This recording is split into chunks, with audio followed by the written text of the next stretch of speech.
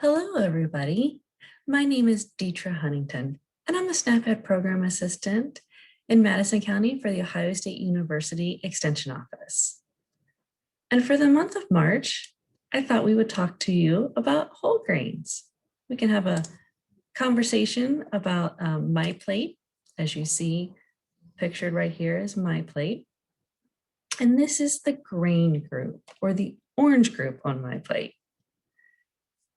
Grains are something that as Americans we tend to eat more of than some of the other food groups for some people, not everybody.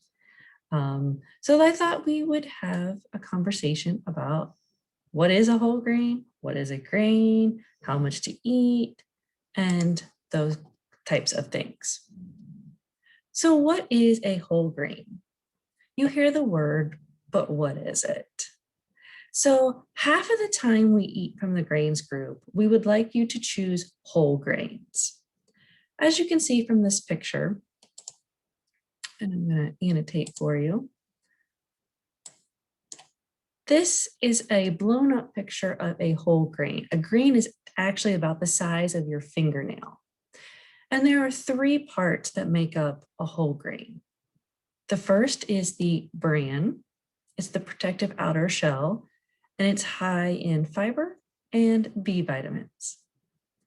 Then the next part is the endosperm, which is this light yellow area of the grain. And it contains the starch, protein, and some vitamins and minerals. And the third part is the germ, which is this darker yellow portion down here. And it is actually the seed for a new plant. It contains B vitamins, some protein, minerals, and it has the healthy oils in it. So whole means all three of those parts are intact and this grain has not been messed with, so to speak, meaning it hasn't been taken apart. That is what whole grain means.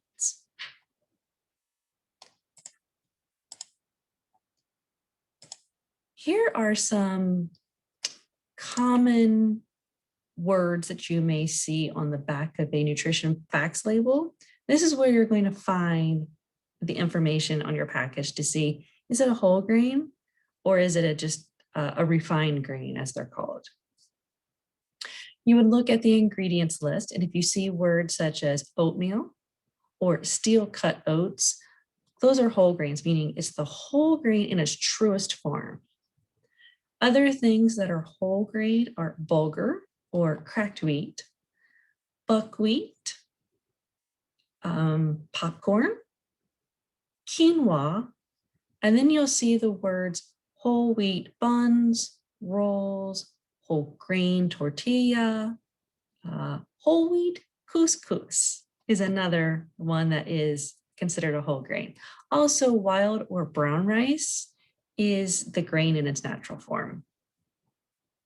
And then we move on to refined grains. What are those? That means the grain has been modified from its natural composition, meaning those three parts have been broken apart and either put back together, or one or two of those parts have been put back together, but not all three. That is a refined grain. Those would be the examples of wheat flour, white bread, pretzels, cakes and pies that are ready to eat, white buns, pancakes if you're not using the whole wheat, whole flour. That some people will take the actual wheat and grind it and make that flour. Ready to eat cereals are another refined grain, white rice, white pasta of any of the fun shapes, cornbread, and biscuits. Those are what we consider refined grains. So remember, just half of the time we choose whole grains, choose grains, we should choose whole grains. So what are the benefits of whole grain? So they are complex carbohydrates, and our body knows how to break those down and use them. And it is also a great source of dietary fiber. several vitamins, including thiamine, riboflavin, niacin, and folate. And it has some minerals such as iron, magnesium, and selenium. But why do we eat whole grains? Well, they may reduce our risk for certain heart diseases. They do contain fiber. They support healthy digestion and nutrients for the maintenance of our bodies. Or again, our body knows how to break down that whole grain and use all of its nutrients. So how much should I eat? How much should my kids eat? Well, luckily, My Plate has a great guide for us to look at. That is where I picked up this chart from. So let's actually go look at the My Plate grain site.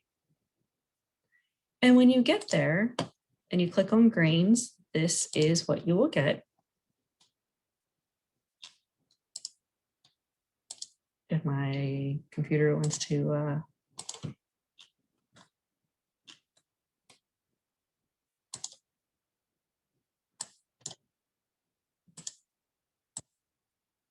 and down here is where I picked up the chart that'll show us what we should be eating, what our kids should be eating, boys versus girls, men versus women.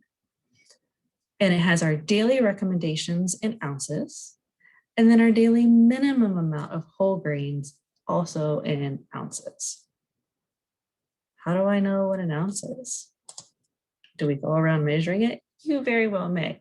I have a little trouble visualizing that. So this chart on My Plate tells us the amount that is equal to an ounce. So a mini bagel is equal to 1 ounce.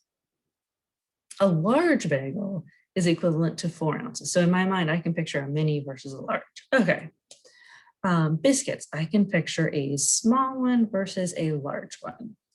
I can picture a slice of bread, or if we do 2 slices, if we're having a sandwich, that's equivalent to 2 ounces.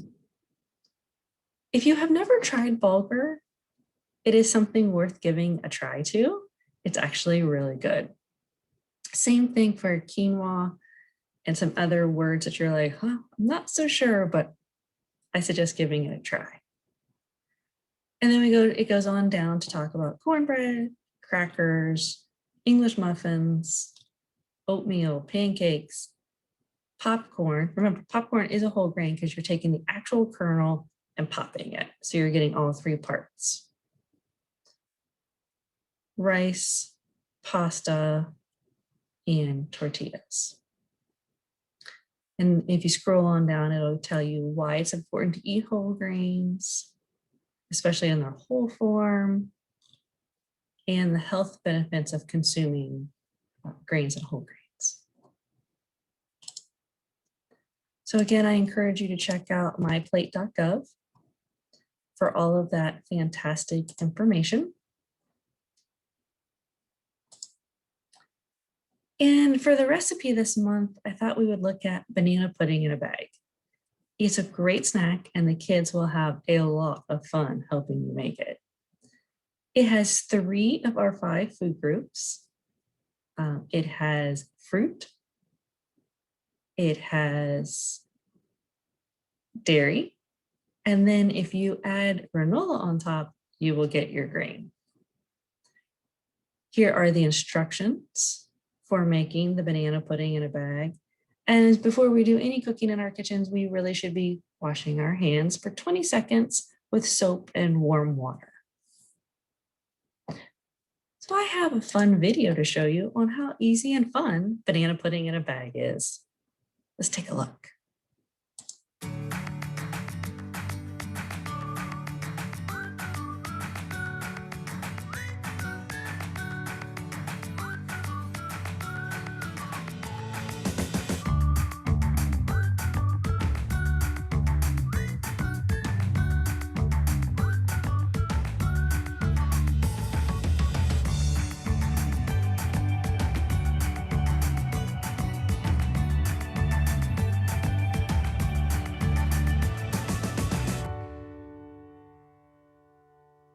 Doesn't that look like a lot of fun to do with your family or your grandkids or a neighbor?